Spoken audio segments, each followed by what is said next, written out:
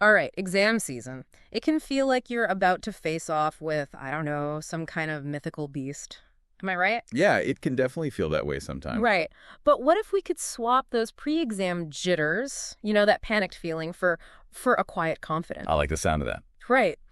So today we are taking a deep dive into a study strategy that might just be your secret weapon, and that is question banks. Question banks. We're going beyond the basics here. I know you sent over this SciTech Gen article, which is a great starting point, but we're really going to get into the nuts and bolts of why this method works so well. Yes, and it's one thing to know that a question bank is helpful, but it's another thing entirely to understand how to build one that turns you into like an exam-crushing machine. I love it. Right. Yeah, and the article mentions using past papers, especially those from the last 5 years, and it kind of boldly claims that this basically covers the entire syllabus.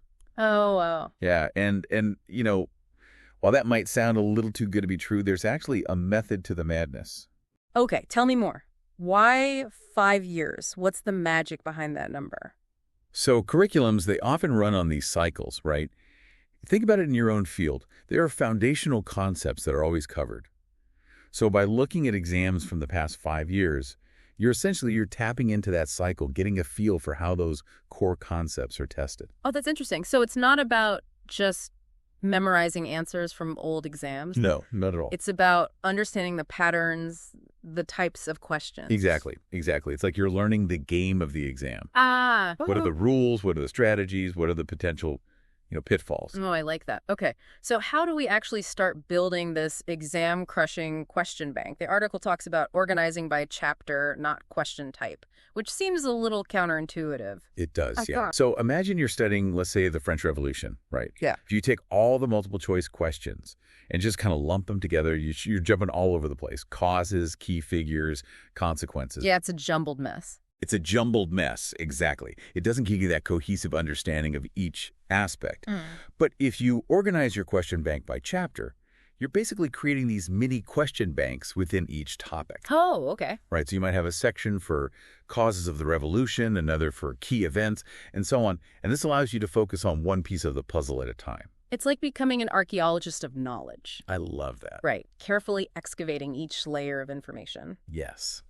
Okay, so we're gathering past papers, organizing by chapter. What's next? So the article really emphasizes being comprehensive, right? Yeah. Don't just focus on the types of questions you like or that you find, easy. Your question bank should really be like a microcosm of the real exam.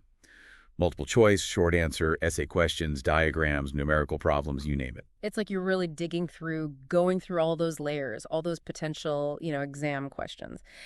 Speaking of digging deep, how do we go beyond just the textbook? That's where understanding exam trends comes into play. Ooh. Let's unpack that a little bit.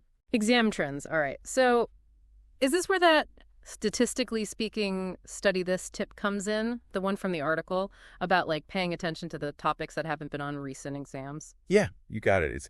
It's all about understanding kind of the rhythm of the exam. Yeah. If a topic's been absent for a while, well, there's a chance it might just reappear. So we're not saying try to like outsmart the examiners or anything. No, not at all. It's more about covering all your bases, making sure you haven't overlooked any potential blind spots in your prep. Let's say you're studying economics and the concept of hyperinflation.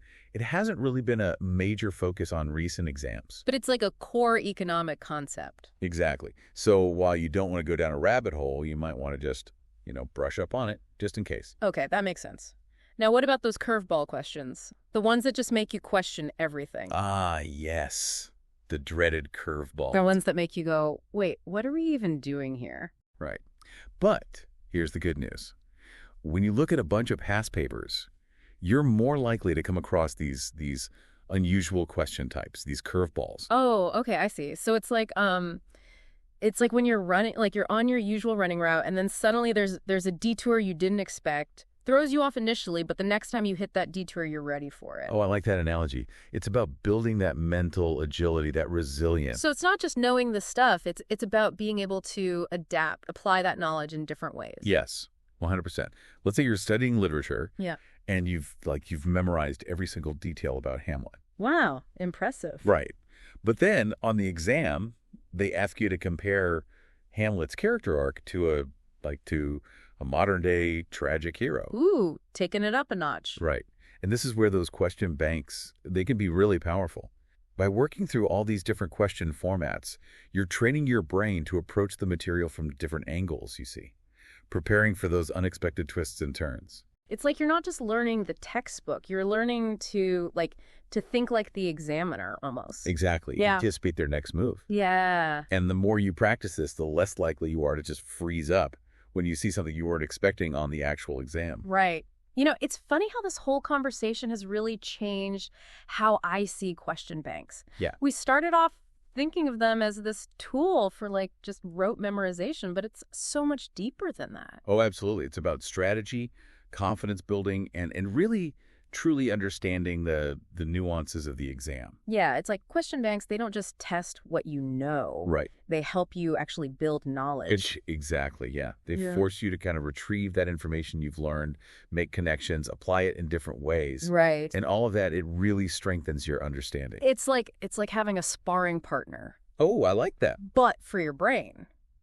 It's pushing you to be sharper, more agile. I like that analogy a lot. And I think just like a good sparring partner or well-crafted question bank, it's going to show you where your weaknesses are. Right. So you can then, really focus your energy where you need to. So it's not about like getting those tough questions and feeling defeated. Yeah. It's about seeing them as like, okay, this is an opportunity to actually learn and grow. Yeah, those challenging questions, they're like signposts or guideposts, I guess you could say, Right. pointing you towards a deeper understanding. This has been honestly such an eye-opening deep dive for me Yeah, it's been great. because I feel like we've gone beyond just like the tactical, here's how you make a question bank, Yeah, to really uncovering like their deeper value. absolutely. I think it's about, shifting your mindset from just, I need to pass this exam, to really, truly mastering the material. And isn't that really what learning is all about? I think so. It's not just about, memorizing all these facts and figures, but it's like